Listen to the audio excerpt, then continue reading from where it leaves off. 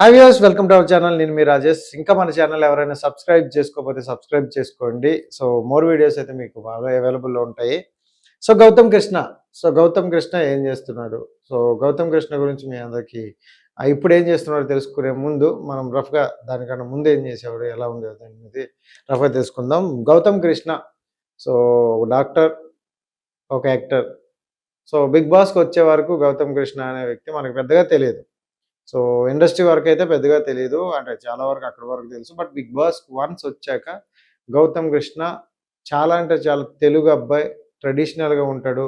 ఎక్కడ ఏ ఫంక్షన్స్‌లో అయినా, ఏ పార్టీలో అయినా సరదాగా ఆ పంచె కట్టు గాని, అది గాని పూర్తి తెలుగుదనం, కంప్లీట్‌గా తెలుగుదనం అయితే చూపిస్తారనమాట. బిగ్ బాస్‌కెళ్ళాడు. బిగ్ బాస్‌లో మంచిగా సేమ్ బిగ్ బాస్ 7లో మనోడు ఎంట్రీ ఇచ్చాడు. చాలా అంటే చాలా క్రేజ్ వచ్చింది మనోడికి. అమ్మాయిల నుండి చాలా మంచి క్రేజ్, మంచి రెస్పాన్స్ వచ్చిందనమాట ఆ టైంలో. ఎందుకంటే మనోడు చాలా కామ్ అండ్ కూల్. అంటే మాట్లాడాల్సిన దగ్గరే మాట్లాడేవాడు. ఫస్ట్‌లో పెద్దగా మాట్లాడేవాడు కాదు. చాలా తక్కువ మాట్లాడేవాడు. ఎవరికి మనోడికి ఒక సిచ్యువేషన్ జరిగేటప్పుడు అక్కడ చాలా ఎక్కువగా బర్స్ట్ అయిపోయాడు. అది కొంచెం నెగెటివ్‌గా వెళ్ళింది మనోడిది. ఎందుకంటే మనోడు ఎవరు సిక్స్ ప్యాక్ అని అనడం, మనోడు అంటే ఇంజెక్షన్స్ అని చూపించడం, ఇదంతా కొంచెం వేరే లెవెల్‌లో వెళ్ళిందనమాట. దాని తర్వాత మళ్ళీ ఆ ఆడియన్స్‌కి ఎక్స్‌ప్లెయిన్ ఇచ్చుకున్నారు. నాగ్ సార్‌కి ఎక్స్‌ప్లెయిన్ ఇచ్చుకున్నాడు. తన ఇంటెన్షన్ అది కాదని అర్థమైంది. దాని తర్వాత కూడా ఎక్కడ మనోడికి ఫ్యాన్ ఫాలోయింగ్ అయితే ఎక్కడ తగ్గలేదు. దాని తర్వాత వచ్చాడు.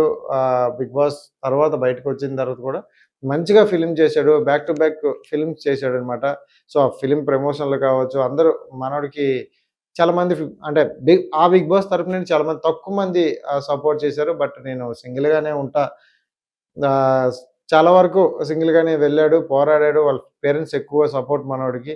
దెన్ అంటే బ్యాక్ టు బ్యాక్ ఫిల్మ్స్ చేస్తున్నాడు. బట్ అనుకున్నంత రీచ్ రావట్లేదు. ఆ ఇయర్ మొత్తం మనోడు బాగా కష్టపడ్డాడనమాట. దెన్ దాని తర్వాత మళ్ళీ బిగ్ బాస్‌కి ఎంట్రీ అయ్యే అవకాశం వచ్చిందనమాట. ఆ టైంలో రెండోసారి బిగ్ బాస్‌కి ఎంట్రీ అంటే ఎలా ఉంటదో ఒకసారి ఎక్స్‌పెక్ట్ చేయండి.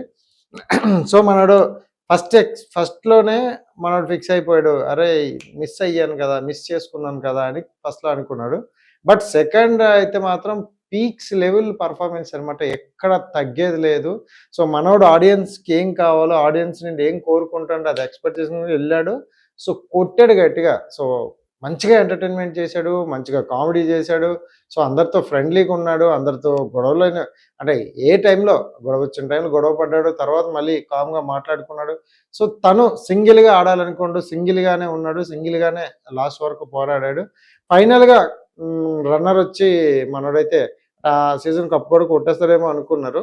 బట్ కొంచెం రన్నర్ రావడం వల్ల ఆ కప్ అయితే మిస్ అయింది. బట్ మనోడిది. దాని తర్వాత కూడా ఎక్కడ డిసప్పాయింట్ అవ్వలేదు. ఒక సోల్జర్‌కి ఒక సోల్జర్ మొన్న జరిగిన ఇష్యూలో ఒక సోల్జర్ మరణిస్తే, మురళి అనే ఒక సోల్జర్ మరణిస్తే వాళ్ళ కుటుంబానికి తన ప్రీ రిలీజ్ ఈవెంట్‌లో, ప్రెస్ మీట్‌లో తనకున్న కొద్ది మనీలో సాయం చేశాడనమాట. నిజంగా చాలా గొప్ప విషయం అని చెప్పొచ్చు. ఎందుకంటే ప్రతి ఒక్కరు ప్రెస్ మీట్‌లు అంటే మేమిది తోపు తురుము అని చెప్తారు తప్ప ఎవరు హెల్ప్ చేయరు. కానీ ఆ టైంలో మనోడు తన దగ్గర ఉన్నంత వాళ్ళని స్టేజ్ మీదకి పిలిచి, మీకు కొడుకు లేడని అనుకోకండి, నేనే కొడుకు లాంటి వాడిని అని చెప్పి వాళ్ళకి కొంత అమౌంట్ ఇచ్చి అదంతా కంప్లీట్ చేశాడు. కంప్లీట్ చేసిన తర్వాత కూడా మనోడికి ఎక్కడ ఆ మనసులో ఏదో ఇంకా తెలియని లోటేమో. కంప్లీట్‌గా మనోడు ఆ సోల్జర్ క్యారెక్టర్‌తోని ఒక ఫిల్మ్ అయితే వస్తుంది. మాది కొంతమంది అన్నారు మురళి బయోపిక్ అని అన్నారు. ఆ కైండ్ ఆఫ్ జోనర్‌లో ఆ ఫిల్మే తీస్తున్నాడు మనోడు. నిజంగా ఇదే గాని ఫిల్మ్‌లా తీసి మనోడు యాజ్ ఇట్ ఈజ్‌గా దాన్ని చూపించుకుంటే నిజంగా చాలా మంది తెలుగు రాష్ట్రాల్లో ఉన్న చాలా మంది కుటుంబాల్లోకి మనోడు వెళ్ళిపోతాడు. ఎందుకంటే అది న్యాచురల్‌గా ఉండే ఇది అసలు స్టోరీ, రియల్ స్టోరీ కాబట్టి 2 పల్లెటూరుల్లోనే కూడా సోల్జర్ అంటే ఆర్మీకెళ్ళడం కోసం ఎంతమంది కష్టపడుతూ మార్నింగే లెగిస్తూ ఈ ఎక్సర్‌సైజ్‌లు కావచ్చు, రన్నింగ్‌లు కావచ్చు, ఇవన్నీ చేసుకుంటూ ఎంత కష్టపడతారో, ఎంత స్ట్రగుల్ అవుతారో, ఆ తర్వాత వాళ్ళు బార్డర్‌లోకెళ్ళాక ఎంత కష్టపడతారో, ఫ్యామిలీని మిస్ అయ్యి ఎంత కష్టపడతారో. ఈ ఎలిమెంట్స్ అన్నీ మనం చూపిస్తే కరెక్ట్‌గా చాలా అంటే చాలా బాగా కనెక్ట్ అవుతాడు. మనోడు గౌతమ్ కృష్ణ కెరియర్‌లో one of the best movie అయ్యే అవకాశం కూడా ఉంది. అంటారు కదా! చాలామంది అవార్డ్స్ రాలేదా మీ ఫిల్మ్‌కి, నీకు అవార్డ్స్ రాలేదంటారు. ఖచ్చితంగా యాజ్ ఇట్ ఈస్‌గా వీళ్ళు అనుకునేది అనుకున్నట్లు తీస్తే 'గౌతమ్ కృష్ణ'కి ఖచ్చితంగా అవార్డ్స్ వస్తది.